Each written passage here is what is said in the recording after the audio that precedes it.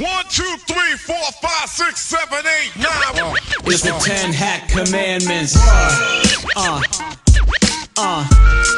Can't tell me nothing about this crypto. This O-Day, these forensics, strictly for my hackers. Hackers on the grind, I ain't forget you. All my port scanners, all my SQL injectors, my exploit devs.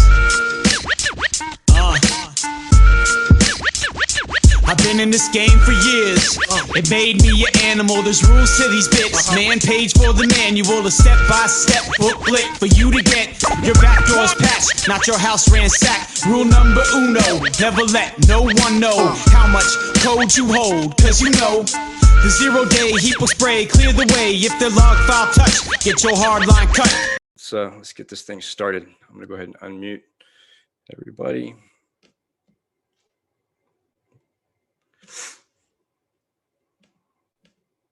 Check, check. There we go. Ryan, are you unmuted? Yeah. Cool. All right. Welcome to the 36th episode of The Haunted Hacker. And tonight is kind of a special night. We have a really popular hip hop artist with us who had a huge influence on the culture and a bunch of people in general. I don't know a single person that's been in the hacking groups or at the conferences that doesn't know Dualcore. So with that, I'm going to let David introduce himself and talk a little bit about himself, and then we'll launch into some discussions. Go ahead, David. Oh, hey, my name is Int80.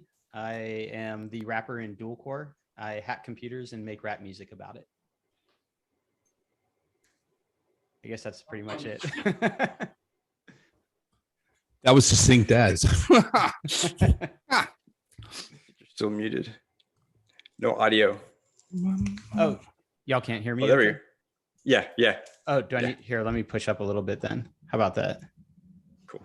That's perfect, man. Perfect. Cool. Sorry, I was worried that I was like I would be peaking, and that's always bad when recording. Yeah, sorry for if folks didn't hear me on the first go. My name is Int80. I am the rapper in Dualcore. I hack computers and make rap music about it. That's pretty awesome. So I'll tell you a little story real quick before we start having discussions. My first DEF CON, I was hanging with the Eyesight partners. I don't know if you know who they are, intelligence group. And we walked into, I think it was a party for eye defense maybe. And it was in one of the clubs in the hotel. And I walked in on your set and I was like, what the hell is this? This is amazing. And I'd heard about you before, but hadn't really got into the music yet. I was kind of new into the scene. And then just song after song just like sold me. So where do you get your inspiration from? Because I know a lot of these songs you can tell have like a tone that, you know, it comes deep. Yeah, it's just life in general. The half of the inspiration or some part of the inspiration is the music itself. And then the rest of it is just kind of whatever thoughts or feelings that the music evokes. And so, like I said, I'm half of the group, or I'm the rapper in the group. The other half of Dualcore is our producer, C64, and he lives in the UK. And so he'll send me some beats and I'll pick the ones that I like, and I'll just write whatever comes to mind from listening to the beats. And, you know, they have different sounds and different textures, and they evoke different thoughts. And so I just kind of go for it from there. But I was hacking computers before I was rapping. And so, you know, I feel like somewhat unique in the fact that I can, you know, walk the walk as well as talk the talk, if you will. Yeah. And you can tell that it reflects in your music as well. When I first started listening to it, I was pretty amazed that, you know, all the technical details was in every rap that you guys came out with. So I was like, you know, this is it. So you also defined a culture, an entire culture. Your music defined who we are and what we're like, and kind of spread that message to the rest of the world. And I think that's like super important too. Thanks. I don't know if I would agree with you honestly on that one, because I feel like, you know, everybody defines the culture, and I just kind of am the observer talking about it. I'm giving my vantage point, but I think, you know, we all as a community define the culture by living our lives every day. So I can't take the credit. I'll just talk about it. I just write words that rhyme. Yeah. Hello. Is he frozen? You there, Mike? Yeah, I think Mike might have frozen. All right. I got a good one for you, mate. Yeah, it's just me and you now. For those people who haven't been in the music industry, describe the feeling of dropping into the second chorus of Hack All the Things in front of a packed room. Yeah. Well, it's I think you can appreciate it from either side of the stage, really. Like I remember going to shows and seeing, people freestyle or just be really engaging as MCs, and it would draw me in, right? I felt like I was a participant, I was engaged. And I don't think you have to be a rapper, to get the same feeling as being in the audience and playing in a packed room like that.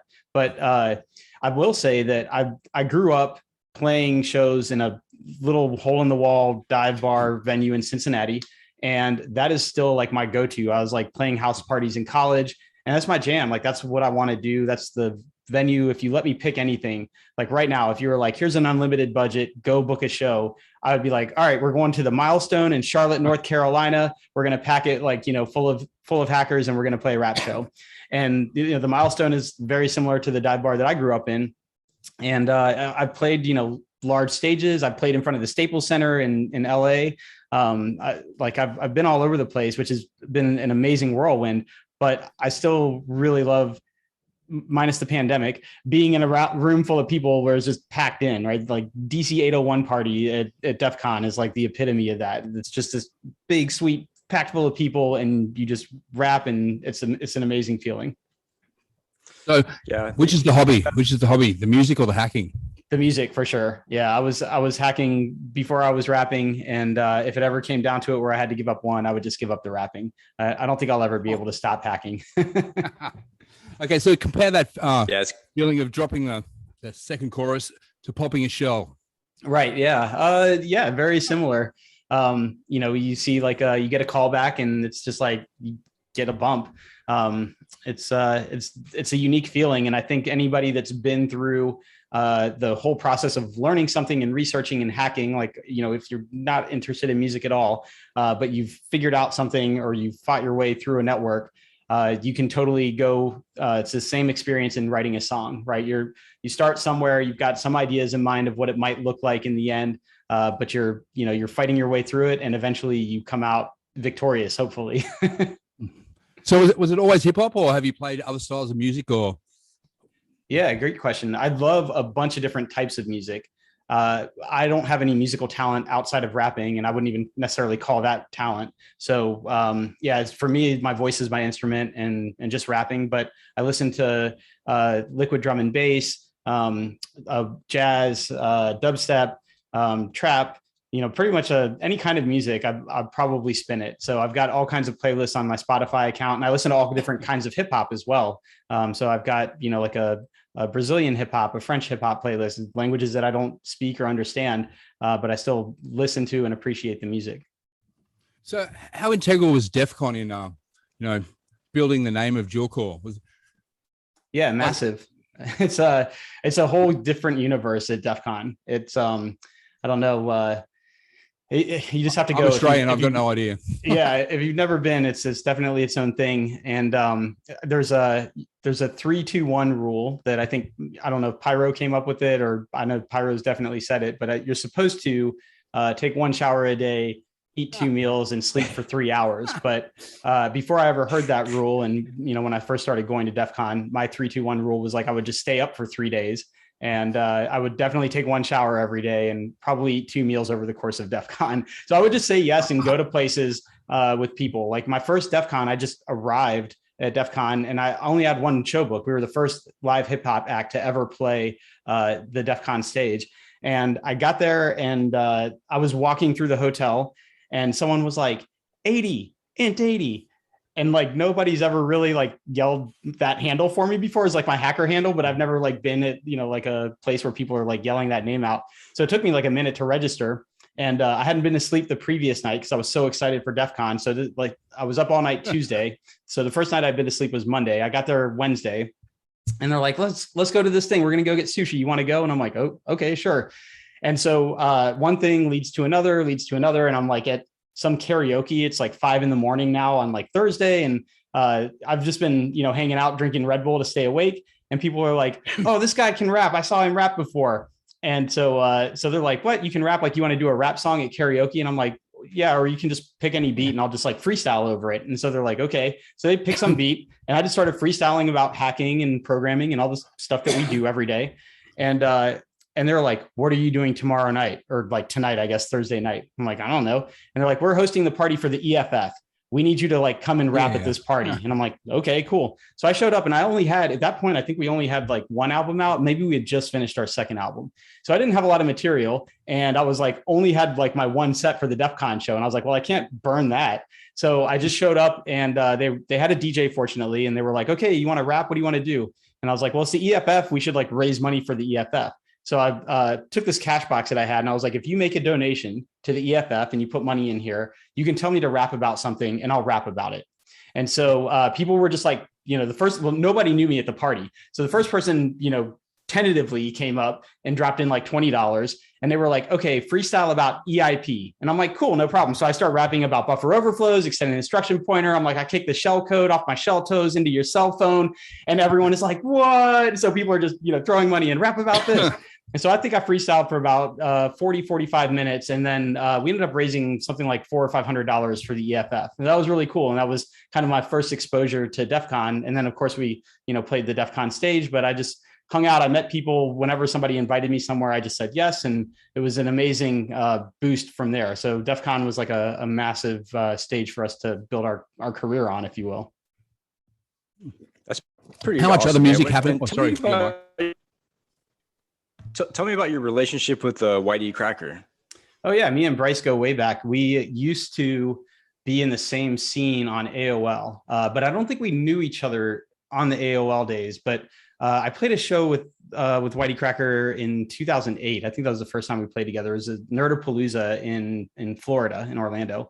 And so he and I were talking and I was like, oh, yeah, like I think we were doing origin stories. And I was like, oh, yeah, I used to be on AOL. I like wrote these punters and all this stuff. And he's like, oh, cool, me too. And we just, AOL this and that. And then 2009, I was like, you should be on, I think he was on our second album too. So he did a song on Superpowers before we'd ever met. And then 2009, I was making Next Level, which is our fourth album. And he happened to be in town. He was visiting a friend. And so I was like, yo, come over to the house and like write this song with me. So he came over. I pulled this beat up. We wrote a song about AOL. The song's called I Remember. And it's like all of our like AOL stuff that we used to do back in the day. And we recorded it right there in my basement. And yeah, we've played, I've lost count of how many shows together. I've been there every time that he's gotten kicked out of a conference or venue that we've played at. So we played South by Southwest a bunch of times. So yeah, he and I go way back. We're basically like robot brothers from a different manufacturer, I think. Yeah, that's really cool. His music is similar. Always been more on the Dualcore side of things.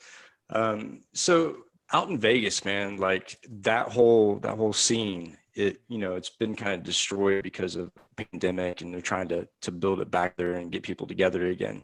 Do you see that happening? And do you see the same cohesiveness? Yeah, they're doing DEF CON in person this year. I'm tentatively planning to go, but when I booked the show, I told them I might bail at any point. Like I'm going to watch all the data and make up my mind. So I might bail. And fortunately, DEF CON has been really good to me and they were very understanding in this situation. My perception is that this year it's going to be a lot smaller, right? You still have your virtual option. They're requiring evidence of vaccination. Of course, we're all hackers and, malcontents and nonconformists. So I'm certain that some people will show up and have their counterfeit proof of vaccination. But I think it'll be smaller, and I think it'll be kind of like earlier days of DEF CON, if you will. I've only so far received one corporate email party for like, the black hat parties. So I think it'll be different, but I'm sure the scene will build back, or it'll emerge into something new. We're hackers. We're always changing. We're always learning stuff. Absolutely. Absolutely. So what do you do for a day job now? I know that you worked in IT for a good long time, and what are you doing now? Yeah, my background is mostly red team and reverse engineering, and I've been looking at cloud stuff lately. And so it's really funny, like learning about cloud platforms and thinking back to all the red team ops that I've been on against a cloud environment, and knowing what I knew now, I'm like, man, I could have ended that up in like 30 seconds. But instead I like, worked through the cloud environment previously, like it was a traditional network. And it's like, oh, I was totally looking at like the wrong aspects of the cloud environment. So yeah, it's still just hacking stuff and learning as I go along. Yeah, it's pretty cool. So I work with a guy that he's a friend of yours, Pyro. Yes. So he and I just joined forces together last month. So I've been at the company for a couple weeks or so. Tell me how that relationship started. Pyro is an awesome guy, by the way. Yeah. So I can't remember the first time that I met Pyro, but I can remember the first time that I played the 303 party. And I think we were booked for like, my producer had flown in from the UK. We had this like gauntlet of shows. I think we had like 14 shows that year. And so my producer's jet lagged, having flown in from the UK, and I had this horrific cycle of destruction where it's like, hey, you're feeling tired, like here, just have a vodka Red Bull, and then that'll pick you up. And then by the time the vodka Red Bull kicks in and we've like played all the shows, he's like all wired up and his like sleep cycle is way off. So we were playing the 303 party, and that was our first show. We were playing with Whitey Cracker and MC Frontalot, first show for that night, for Saturday night. And I think we had like 3 more that we were booked for to go to on Saturday. And so I think I went first, and then I feel like I had a verse in Whitey Cracker set, and then I had a verse in Frontalot set. So I had to stick around for them to finish up. And Frontalot set, I think we finished, we did the song together, 0 Day, which is Whitey Cracker, Frontalot, and myself. And we did that, I think, to end the set. And so at the end of the set, I'm about to take off, and we're going to go to the next show. And then the DJ didn't show up. So I was like, no worries. I'll just, we'll figure something out. We'll just keep we'll keep playing for a bit until the DJ shows up, and then we'll take off and we'll just go to the next show. So my producer, he's like, all he's got is his this MacBook, and he doesn't have like any decks or anything like that. He's just got iTunes and maybe VLC. And so, it's kind of like you have 2 turntables maybe, but it's not really the same. And so anyways, he's just playing stuff. And my friend Dale Chase is there with me, rocking all the shows. And so me and Dale are up on stage, and we're just freestyling, and maybe occasionally doing a verse that, we have written, but I think the whole thing was freestyle, if I remember right, because I can't pick out any of the songs that we would have done at that point. So we're just freestyling. We're waiting for DJ to show up, and we're thinking somebody's going to come kick us off this stage at any moment.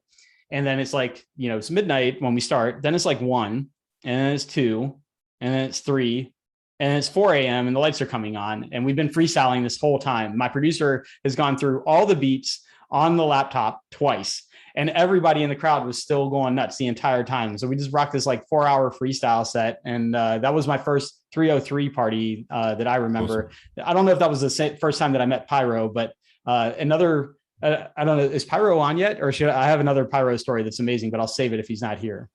He isn't here yet. He was supposed to come, but we had some things flare up at work last night in the middle of the night. So I'm working actually on 2 hours sleep right now. So oh, word. But yeah, well, I'll tell the Pyro story then, just in case, this other Pyro story. So there was a separate DEF CON party that I was playing at, and for folks that don't know, we were very fortunate in that our song "All the Things" was featured in the AAA title video game Watch Dogs 2, which is basically like Grand Theft Auto, but you're a hacker. That was really cool. So anyways, I'm playing this party at DEF CON, and the guy that used to book for DEF CON, maybe still does, Great Scott, have a song with Great Scott called, oh my gosh, I forgot. Anyways, there's a video for it on YouTube. Great Scott also is a phenomenal researcher and is very interested in supplementing human senses. So like if you were blind, could you do something different that would still allow you to like see, sort of? So one of the projects that Great Scott had worked on was this vest for people with hearing impairment.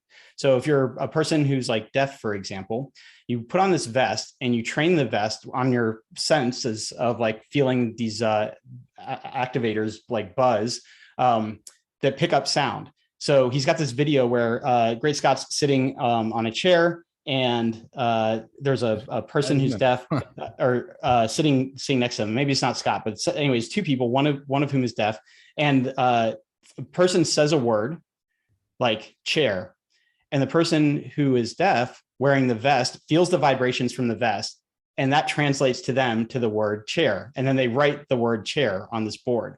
super cool, like ties in with this app and everything. So I'm at this show, Pyro goes up to DJ, and the bass is so loud. I mean, the speakers are just kicking. And Scott is there, and Scott's like, "Oh, hey, I got the vest with me. You want to check it out?" And I'm like, "Yes." And I put that vest on, and I thought I was going to have a heart attack because Pyro was pushing the sound so loud. Also, like McAfee randomly showed up at that show, and I don't know, like was on stage, I think, with Pyro for a hot second. But anyways, I mentioned earlier that our music's in the song Watch Dogs 2. And so I was up after Pyro. I got up, we played our set, and by the end of our set, we finished with all the things. The room is packed, everybody's going nuts. And it turned out that the person who was, there was a person from from Watch Dogs 2 from Ubisoft at DEF CON to do like research for the game. They happened to be at that party. They saw all the things, and they were like, I have to have this in the game. They sent us an email like the week after DEF CON, and they were like, hey, we don't have an NDA or anything, but would you be interested in this? Nobody knows that we're making the game yet. You know, how do you feel about it? Like, we have to have your music. And I was like, yeah, send me an NDA and we'll do it. And that's how our music got in. So it was a show that I played with Pyro. Awesome. That's how the song got in the game. That's pretty epic too. I mean, you know, I was listening to the soundtrack not too long ago. It's a pretty good soundtrack. And then you listen to like Cyberpunk 2077, and it's okay, but it's no Watch Dogs 2. Like Watch Dogs. No. And so with our NDA, we didn't say anything about the game or anything, right? And so we were just sitting back, and they had the music. And I'd played a show at DerbyCon with Method Man and Redman, who were like two of my biggest influences. Yeah, right. So I'm like, hey, I was hanging out with them in the back room and everything. We're kicking it and got these photos and all this stuff. And somebody leaked somehow a screenshot of Watch Dogs 2 leaked, and it had the iTunes or whatever player up, and it's got, you know, Dualcore, all the things, and like Run the Jewels and Danny Brown and Aphex Twin and like all these.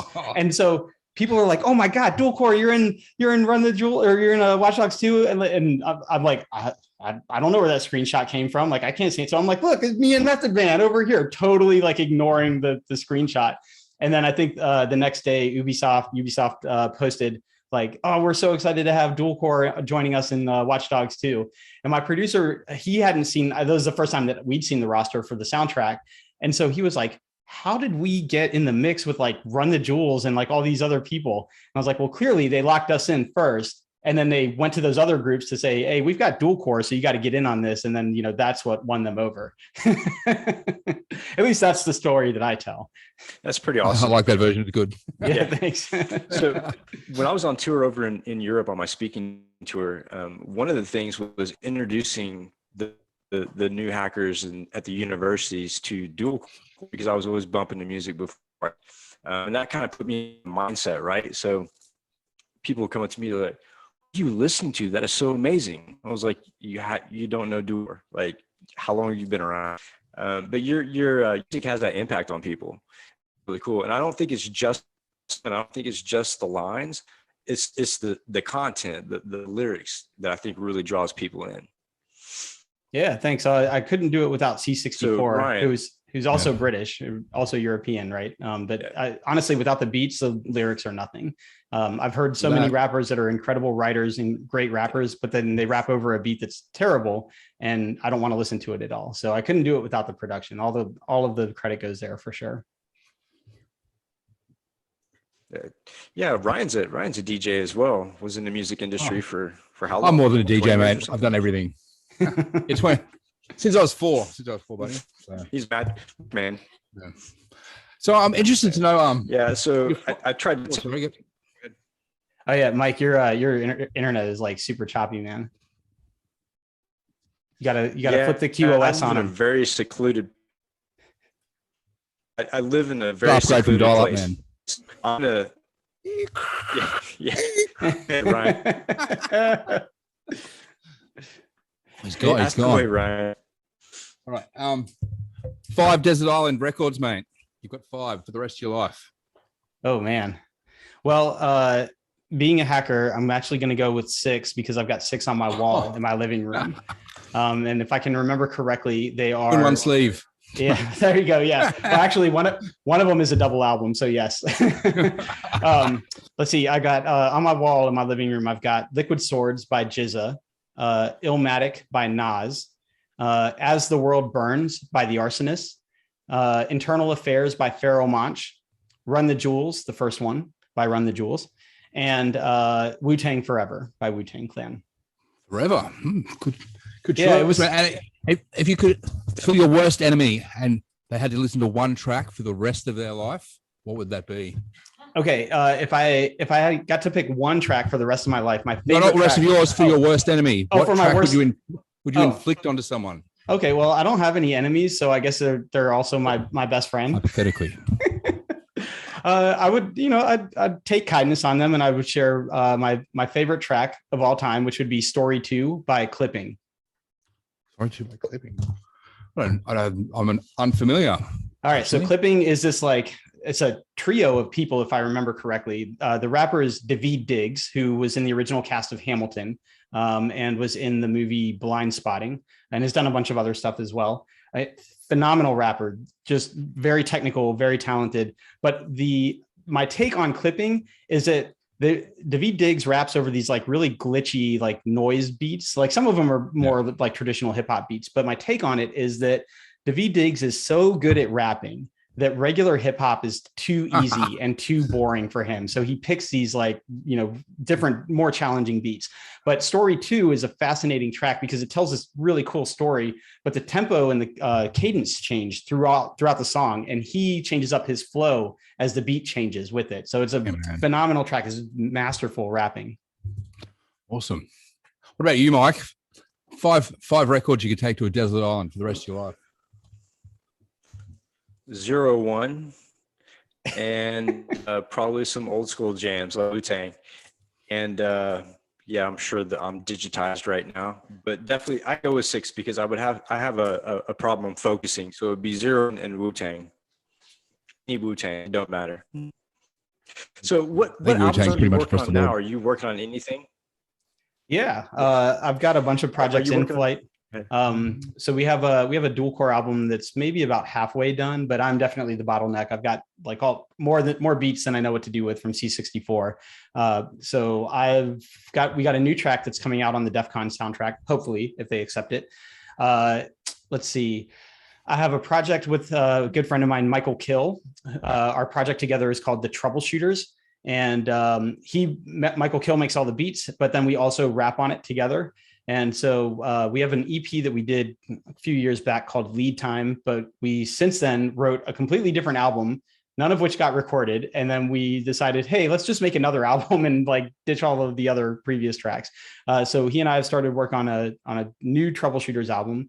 We also have a Troubleshooters mixtape that we're doing that's based off of Westworld. So all of the songs are about Westworld, and all the beats are from the score, sampled and chopped up. I've got some solo projects that I'm working on. I put out a solo EP earlier this year called Loyalty. Michael Kill did all the production on that as well. The Loyalty EP is all about Full Metal Alchemist. There's anime, I'm not huge into anime, but I watched the series with my wife and I really enjoyed it. I'd watched the original one years ago, and then we watched Brotherhood on Netflix right before the pandemic. So I made this EP with Michael Kill, all the music also from the Full Metal Alchemist series. And then I've got a sequel that's coming out. So all of my vocals are written and recorded for it, and I've just got to ship them off for mixing. And then what else? I'm doing a 3-track EP with this amazing artist from Belgium named Ryako, Ryako. And Ryako and Kadesh Flow, who's another nerdcore artist, they just won a tournament together called VPC.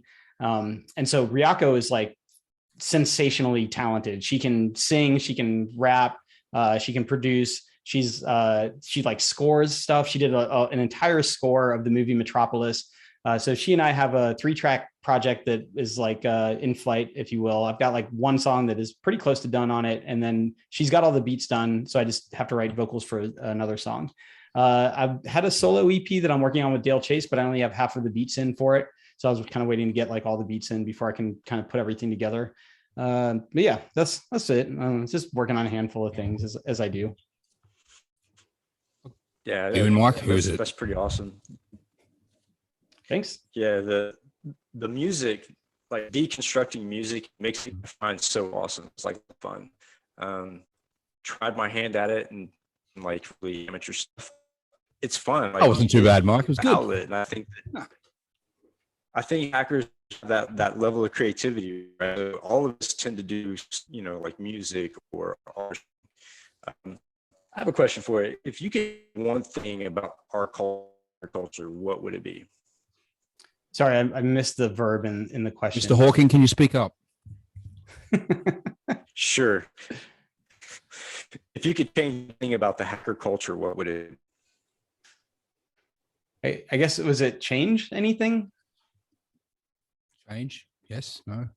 Sounds like a yes from the chat. So yeah, the question for folks was if we could change anything about the hacker culture, what would it be? And I think I would just opt to make it more welcoming where we can.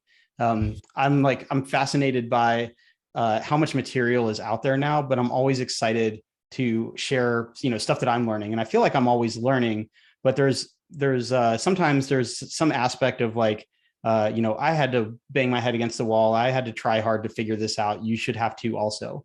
And I don't think that should be the case. I think everybody should be, you should pay it forward in helping making other people's ramp up easier. And then that way they can get to a spot where they can start creating and figuring out new things. Right. So yeah, paying it forward. Exactly. So that's what I would change, is just make it more welcoming. We're all different people from all different places. The Hacker Manifesto is like literally like our crime is of curiosity. We don't care about anything else.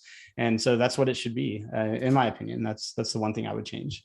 But I'm actually curious if I can backtrack a few steps. Ryan, like, what are your 5 desert island records? Ooh, we going albums or singles? We'll go albums. Sly and the Family Stone, Fresh. Yeah. A Dan, Beauty and the Beast. What else would we chill out to, babe?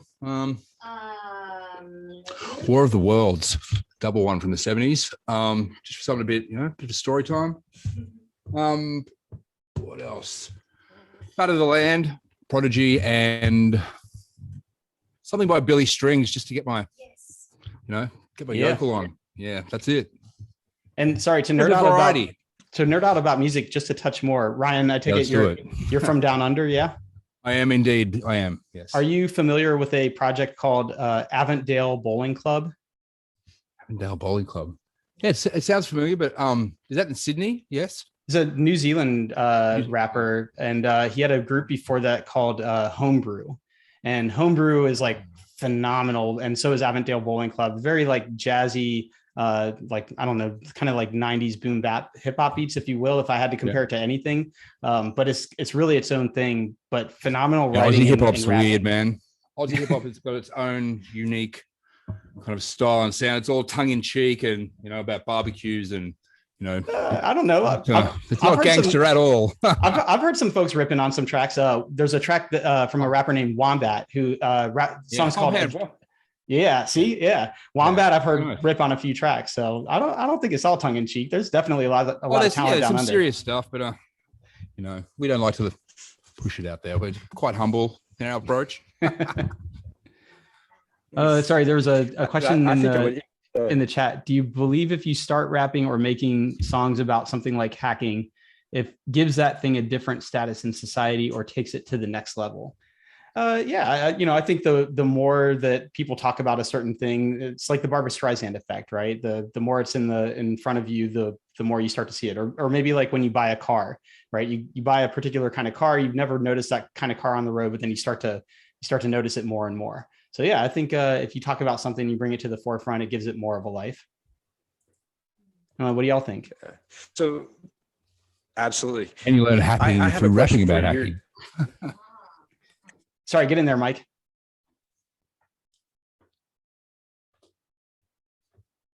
Maybe not. But yeah, you learn hacking through osmosis. Can you rap about hacking to become a good hacker? Yes, definitely.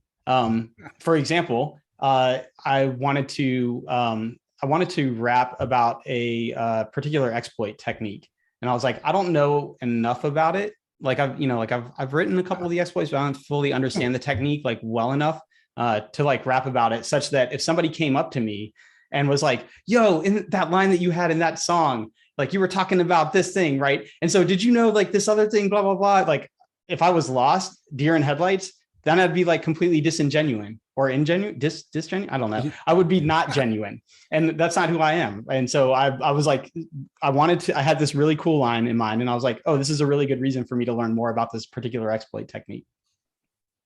That's cool, man. So what would be your favorite dual core song?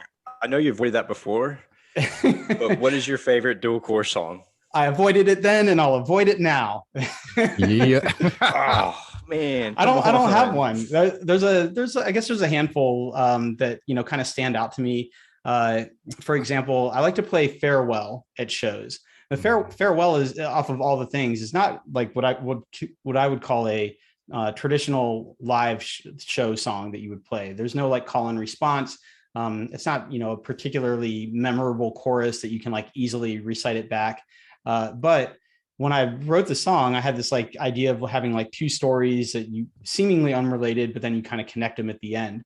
And the beat, I loved the beats for Farewell so much that when I went to sit down and write the song, all the lyrics just kind of like spilled out of me. And I wrote that song in like record time, like maybe like 10 minutes or something.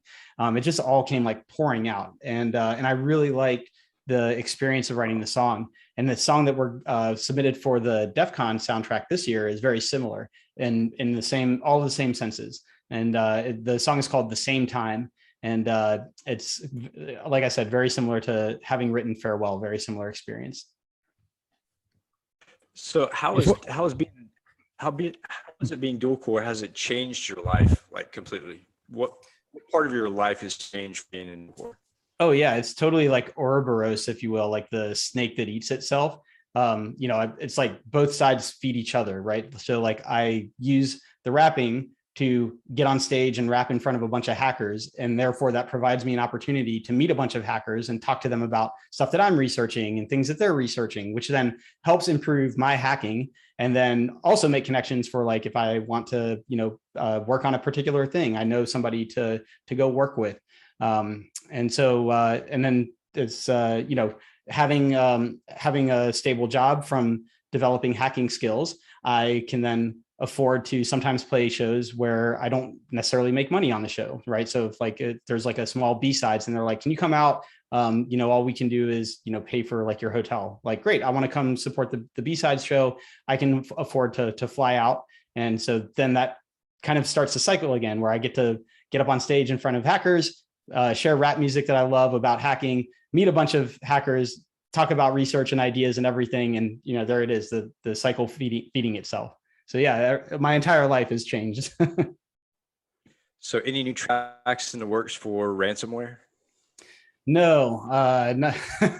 I am too scared of ransomware to touch it. I did 2017, 4 years ago, Palo Alto Networks, they had like a CTF that was called Labyrinth, but it was like Labber, like LABYRENTH, and like the RE is reverse engineering.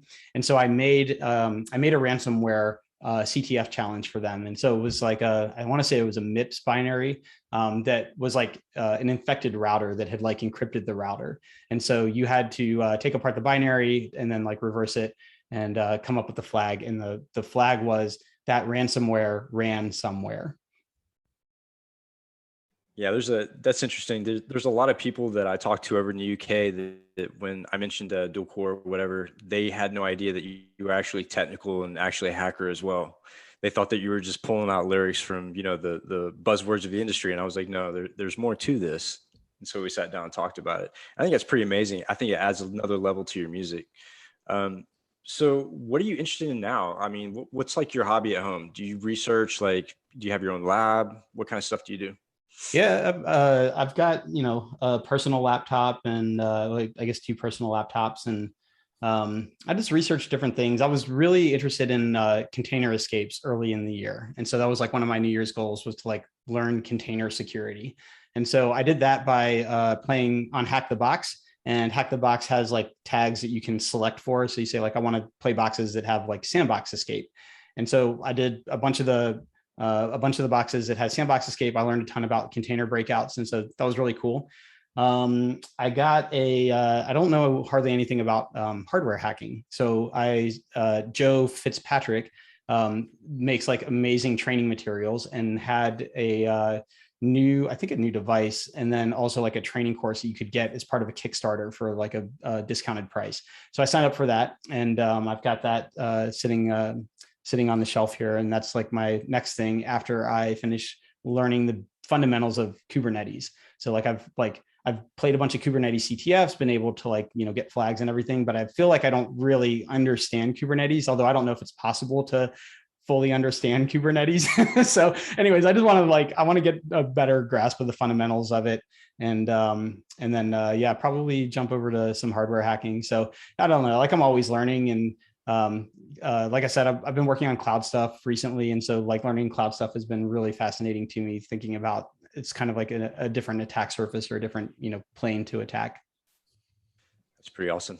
By the way, you do know that Pyro is hiring red teamers too. Just saying. Oh, thanks. I appreciate that. One day, if I was good enough, I might apply. Oh, come on now. So what are your hobbies outside of tech and music? What kind of stuff do you do to fill the time?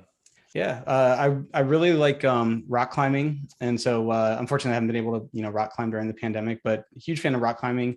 My wife and I, we go ride our bikes around the neighborhood, and yeah, pretty much the coolest thing honestly in my life right now is just being married. So my wife is this amazing Brazilian hacker.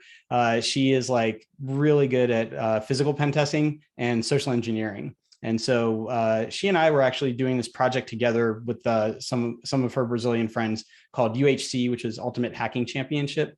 And it was kind of like esports, but hacking. And so every week there would be a unique CTF, kind of like Hack the Box style. There would be a preliminary round with a one environment, and then a finals round on Sundays. So preliminary round would be Saturdays, finals on Sundays. Both unique environments every single week. So two unique environments each week. But the top 10 players from the prelims would then play live on the Sundays, and we would live stream it and comment it. And so we would be talking about, we'd have guests on. So we had folks like IPSEC, one of Pyro's former or current cohorts, Ryan Jones or Liz Borden, as y'all might know, joined us. So a bunch of different folks, John Hammond, Naham Sek, all joined, and we would live stream. We would show the screens of the players playing the CTF, and we would talk about what tools we're seeing and the methodology and everything. So we see okay, this person is using GoBuster, and they're doing that to identify subdomains for the web app that they're attacking or whatever, and or different endpoints that they can hit. And we see this other person is running FUF, and it's very similar to GoBuster, and that you can kind of use it in the same ways, but has these different tweaks to it. And it was really fun. And so we took a break, I want to say in May, and then I just kind of left the project for personal reasons, but also really cool. And, my wife, Marina, is just amazing. So that's really the coolest part of my life. The music stuff and hacking stuff I've been doing for a while, but never had such an awesome partner to do it with me. So is that where that song, My Girlfriend's a Hacker, is that where that came from? No, that was, I wrote My Girlfriend's a Hacker in maybe 2007 or 8, I think. And I met Marina in 2016. So she used to run the biggest hacking and tech conference in Latin America and in Sao Paulo. And so they invited me to give a talk and play a show in Sao Paulo one year. And so that was where I first met her in 2016. Super fun. It was amazing. And I was really unsure of what to expect, because I'm Brazilians, they're into hip hop, I don't know, or they like rap music about hacking, I don't know. And it was a weird setup. The venue had 2 stages. And so what they were doing was they had 2 shows on one stage and 2 shows on another. And then they were just kind of offset. And the show that was on before me was the biggest rock band in Brazil. And they were on the main stage, and I was just in this side DJ club. But the rock band started late. And so I was I didn't know what to do. And also I don't speak Portuguese. So I was do you want me to start? Cause I know they started 45 minutes late, and their set's only supposed to be 45 minutes. I was but you're the client, so you tell me. I'll play to an empty room if you want. If you're really focused on getting the show back on time, that's cool. We can start on time. You tell me what to do. And so they kept pushing it back, like, give it like 10 more minutes, another 15. And so eventually they were like, okay, you can start now if you want. And I said, all right, cool. And the DJ I was the second show in the club. The DJ from the first show was like, hey, do you want me to DJ for you? And I was like, cool. I don't have a DJ. I'm just here by myself. I was just going to, hit spacebar on my laptop, and that's pretty much it. And so, but the DJ didn't speak English. So I'm like, here, like, I'll just take all the songs, I'll like number them, and I'll put them on a USB drive. You can put them in the decks. And so I'm leaning over the decks with my back to the audience, where the audience would be. There's like 6 people at that point. And we're just making sure everything's in line. And I'm like, cool, I'll tell you like when to pause, etc. So I'm like, if I do this, it means like pause, and I'm like trying to communicate without language. And so we got everything set up, and I turned back around and the club is packed full of people. I was like, oh, all right, cool. Like, here we go. Sound was so loud. It was amazing. And that's a good measure for a club. And so I played the show, man, people were like breakdancing. I have a song about Counter-Strike from our first album from 0-1. The song is called Hostage Down. I played Hostage Down. The audience knew all the words. I don't know how they knew all the words. It was wild. It was a whole other experience. It was incredible. So, unfortunately my girlfriend is from before I met Marina. What do you have, Ryan? You got questions? I'm trying to convince Fee to come on camera. Yeah, I do actually have some questions. The music industry over the last, since Napster has moved from physical into digital, has massive liability with everything being stored online, but it seems to be one of the slowest to take on cybersecurity. What do you see as the biggest threats to the music industry as far as threat actors and vulnerabilities and things like that? What's even with the DJing side of things, like the new Pioneer software goes straight back to the Beatport store, so there's no actually it's all over the net, like, or putting shellcode in audio files too. Yeah. My ID3 tags have a bunch of bytes in them. I've never really thought about it from the music industry. Honestly, I don't feel like I've ever been a part of the music industry. I remember when I started rapping, somebody recommended a book to me called what is it, like Make It Big in the Music Industry? No, it was something like Everything You Need to Know About the Music Industry or whatever. And it basically was like, here's a bunch of ways that labels write loopholes into contracts to like basically get over on the artist. I'm like, wow, this sounds like a losing thing. And so, but fortunately, by the time we started Dualcore, we had the internet. And so I was like, I just, publish music, wherever I want. And fortunately, at that point, there was a company called TuneCore that had just come out. Sure. And so we put out our first album, and I was like, hey, do you want to put our music on TuneCore? Like, it'll be in iTunes, and that'll make us sound official. And I thought that was hilarious. And so my producer was like, yeah, put the money in, or, spend the money on TuneCore. And so we did, and it paid out like really well. We use a different service now called DistroKid, which is also phenomenal. Also really good. But the thing about content that I think the entertainment industry wants to downplay or not ignore is that the way you beat piracy is by making it easier for people to give you money, right? So I was at DEF CON one year. Somebody came up to me and they were like, hey, I'm building a thing that's like Bandcamp. And Bandcamp is a site where you can put your music up, people can download it in any format, and you can do different pricing models, right? You can say, you can pay $10 for my album. You can pay more than $10 if you want, and any limit, like unlimited. Or you can like give it away for free or whatever you want to do. So this person was like, I'm building Bandcamp, but it only takes Bitcoin. And I was like, yeah, that's great. Another way for people to give me money, like sign me up, right? Because computers are going to copy bits no matter what. So like some percentage of people that listen to Dualcore are never going to pay for Dualcore. And I'm totally fine with that. Like, we're all from the internet. I know how it works. So I'm like, yeah, great. Here, like take a copy of all the things and put it up. And here's like my Bitcoin wallet address, and like, let's do it. And so they did. And I did check out the site. It was called BitTracks, if I remember correctly. I checked it out once and I was like, hey, it works. Cool. I'm like listening to my music. My music's on there. And I totally forgot about it. And then several years later, I was going through my password manager, and I was like, removing old files or entries. And I was like, what is it? BitTracks? I'm like, why does that sound familiar? And I was like, oh, Bitcoin wallet address. Okay. And I found this Bitcoin wallet. I was like, oh, shoot, I had a bunch of album sales. And at the time, when the person was at DEF CON making the site, Bitcoin was like $10. And so I was like, yeah, sell my album for like 1 Bitcoin, because like we usually charge $10 for it. And at the time when I checked the wallet address, Bitcoin was like $650. And so I was like, oh my God, I have all these album sales. I was like, dump. And I just like sold all the Bitcoins.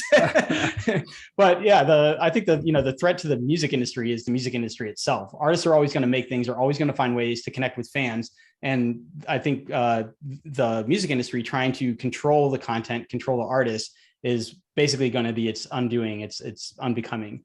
Artists don't need the music industry necessarily anymore. So that's my take on it. And also, if you're fascinated in this, or if you want to hate the music industry or the entertainment industry, I highly recommend a book called Information Doesn't Want to Be Free by Cory Doctorow. And it's available. The book itself is available for free. I listened to it as an audiobook from my library, but really well written, and basically talks about, all of these ways where things like DRM and the entertainment industry going after copyright holders or copyright infringers, quote unquote, causes trouble. And so I think, the music industry is its own threat to itself. So how did you weather the storm of COVID? Were you severely impacted? Like, where do you get the majority of your music income from? Live performance or from sales? Yeah, usually from just our streaming and file sales. So yeah, thanks. My goal with playing live was that I just, hey, Hello. Welcome. My goal playing. Oh, sorry. Thank you. It's a great conversation. I'm enjoying it. Thanks.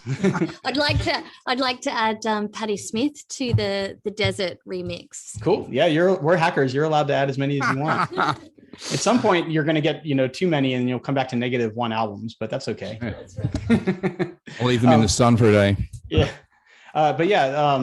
So my goal with playing shows live was just not to lose money. That's all. And so where we can charge money, I will. So if somebody like I played shows for like Microsoft and Google and Facebook, and I'm like, y'all have money, you can pay me money, that's fine. But for smaller shows like B-sides or a smaller B-sides conference, I'm like, hey, I just want to play. If you want me to come play the show, like let's try to just make it happen at the least possible cost. So yeah, most of our money therefore comes from sales and streaming. That's awesome, man. Thank you. I definitely miss playing live. That is for certain. I've rapped on a couple streams, and it's not the same rapping in a room by myself and pretending that there might be an audience out there. So I miss it. I hope to play it at DEF CON this year, but again, I'm like watching everything, because I definitely don't want to play at DEF CON, get sick, and then never be able to play after that. So that's the trade-off, I suppose. Yeah. I would much rather take another year off than this one DEF CON and then get to play the rest of them. Yeah, I had COVID over in London, and it's no joke. It's not fun. And it affected public speaking the same way it's affected artists. We went from huge audiences to doing things over like Zoom. Yeah, and it's really you can't gauge the crowd, you can't see who's engaging, and you don't know how you're being perceived. So it's really tough. So I totally get you on that one. But COVID, yeah, I would stay away from COVID, man, for sure. Yeah, is like, what do I need to rap? My lungs. What is COVID? An upper respiratory disease? No thanks. And also the other part of that is like, the rest of the show is all people, right? And so I would feel tremendously bad if anybody got sick from being at a Dualcore show. Like every Dualcore shows should be like a good spot where you go and you have fun. Yeah, I've always liked that about your music too, because it's not one of those things where there's a bunch of haters and there's not a bunch of conflict. It brought people together. And in the hacker culture, we have hacker wars, we have conflicts, we have drama, but your music brought all this together. Yeah, and even if people don't like my music, they can come together and agreeing that they dislike my music. So see, I can still bring people together regardless. Love it. I love it.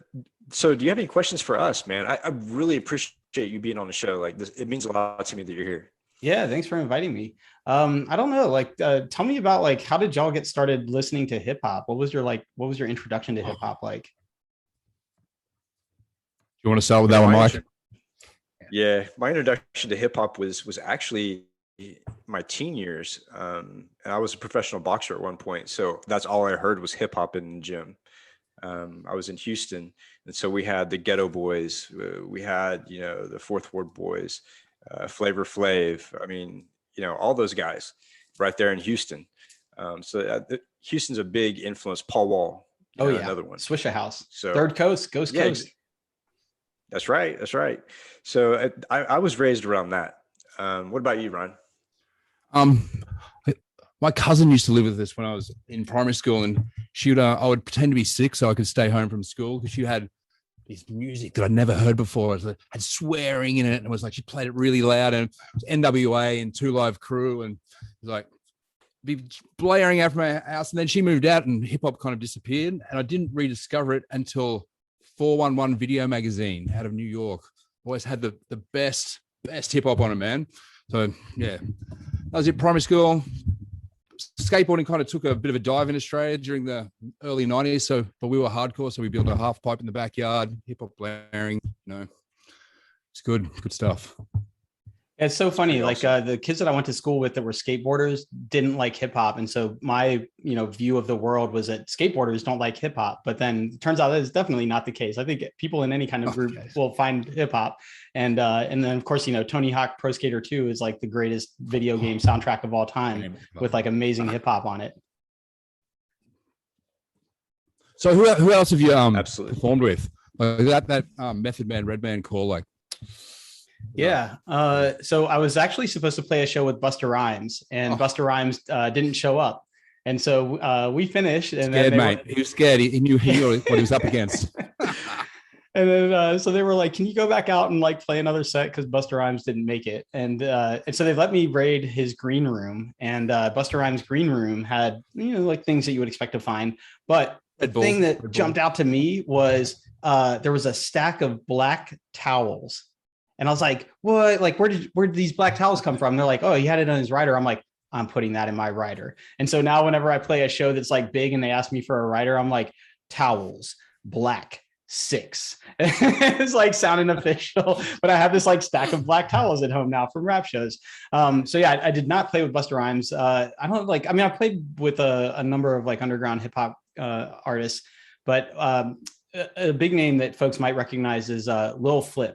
And this is like when I first started rapping. I started out, my first rap ever was a battle rap about me being a better hacker than this person that like harassed me into writing a battle rap about them. Remember it? Oh, no way, not at all. But it was when I first started programming and hacking, I used to hack with this kid from New Jersey, and we would talk about hip hop all the time. And so one day he wrote a rap verse about how he was a better hacker than I was. And so he kept bugging me to write a response to it. So that was my first rap verse.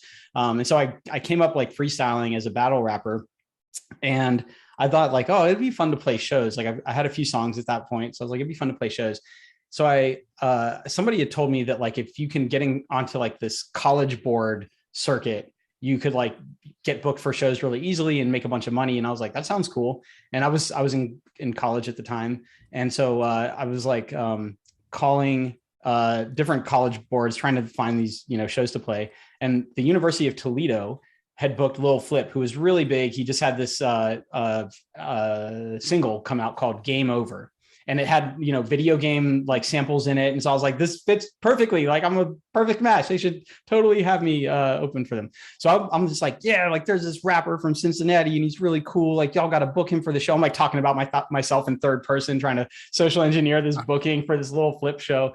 And so they're like, yeah, that sounds good. And then they call me back a few days later and they're like, okay, here's what we're going to do. We're actually going to have this like freestyle battle. And so can you have like this rapper come up to Toledo and be in the freestyle battle? And so I'm like, yeah, okay. So I go up there. Nobody knows who I am. I just like destroy everybody in this tournament.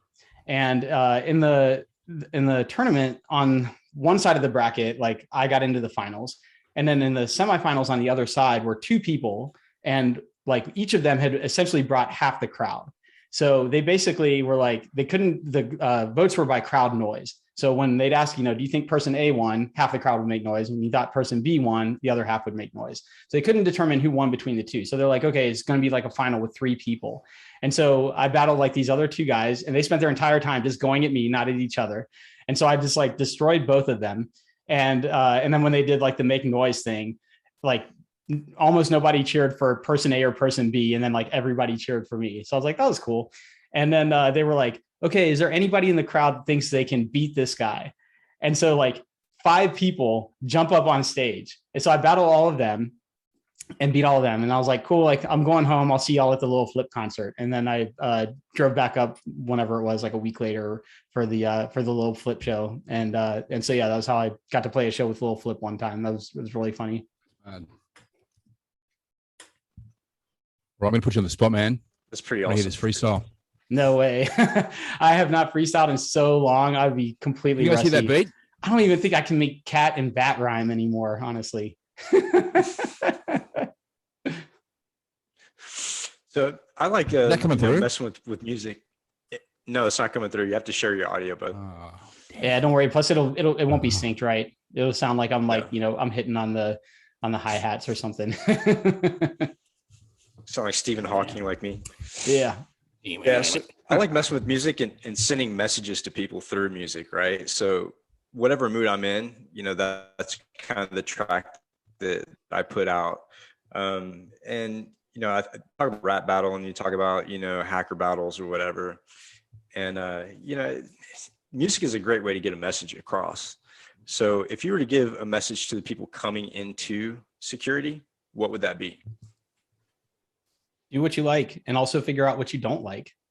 There's so much cool stuff out there, right? It's like a dog chasing a bunch of cars, but also some of it, may not be fun. And so my recommendation to folks is do stuff, try different things, right? If somebody asks you, like, what are you interested in? It doesn't have to be only one thing. You don't have to say only pen testing or forensics or whatever. So try a bunch of different things, play CTFs. But when you don't have job experience, it is tough to get your foot in the door for that first job. Getting that initial foothold is so challenging. It's climbing the highest mountain. The way that I like to see people get in the door, and honestly, as a hiring manager, what I look for are folks that have stuff that they publish. So like if you put stuff on GitHub, whether it's like playing a CTF, playing Hack the Box, playing Try Hack Me, whatever, like write up your notes, put it on a blog. Stuff is free, right? Put it on GitHub pages. But showing that is your new resume, right? You don't have job experience. You like dropped out of high school. Fine. Like some of the best red teamers I've ever worked with in my life never touched college. So you don't have to have a college degree these days. It's amazing. And so just do stuff, right? Show people that you can do stuff. And I really like that approach.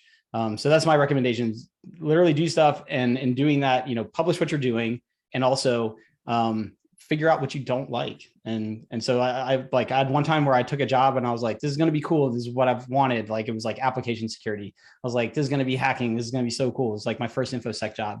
And I started doing the job, and I was like working my way through this network. And I'm like, okay, cool. I've got DA. I'm good to go. And they're like, no. You're just supposed to like take a screenshot of the alert box when you find cross-site scripting and put that in the report. You're not supposed to like do anything more than that. And I'm like, what? Like, who understands that? What is like, if I show them like, look, I'm the domain admin, I like, here are all the passwords for all of your users in your entire company. They're going to be like, oh my gosh, they're going to understand what that is, right? I'm like, here's your database for like this area of production. They're going to understand what that is. If they're like, hey, this says alert 1, you have a bug to fix in your web app. Nobody understands what that is. So yeah, I thought application security was going to be like my thing. I was super hyped to do it. And then it's like, it's not my thing. So yeah, just do things, figure out what you like and what you don't like. And you don't have to like the same thing all the time. You can change gears at any point. Like, I really liked doing offensive stuff for a while. And then I was like, I want to crack software. So then I, learn how to reverse engineer stuff. Then I was like, oh, cool. Cracking software is really fun. I was like cracking copy protection for a living. And then I was like, oh, like malware seems really neat. Like that stuff actually has like real world impact, copy protection, meh. And so I went to reverse engineer malware. And then I was like, this malware stuff is like really easy. Like a lot of it's not protected. A lot of it's like built with the symbols in it. And it's just really basic stuff like reverse shells and very simple backdoors. So like malware reversing was like a thing that I was really excited to do. I thought it was going to be really challenging, and it turned out to be not as challenging, or not what I was looking for.